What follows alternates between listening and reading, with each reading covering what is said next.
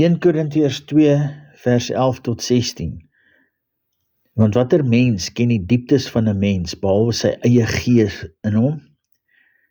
Net so ken niemand die dieptes van God nie, behalwe die gees van God.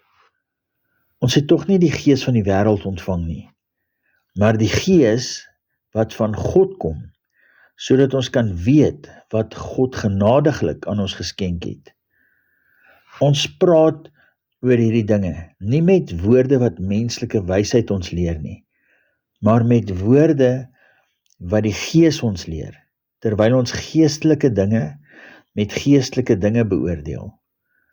Maar 'n nie-geestelike mens aanvaar nie wat van die Gees van God kom nie. Vir hom is dit immers dwaasheid, en hy kan dit nie begryp nie, omdat dit slegs geestelik beoordeel kan word. Die geestelike mens beoordeel egter alle dinge, hoewel hy self deur niemand beoordeel kan word nie. Want wie het die gedagte van die Here geken, om vir hom te kan voorskryf?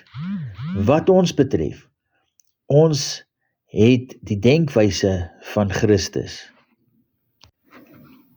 Die entiteit diep in die wese van elke mens word die gees van die mens genoem.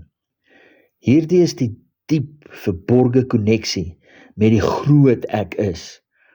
Ons gees is van sy gees, en verligting van jou siel om alles te verstaan kom slegs in die Christus orde van dinge.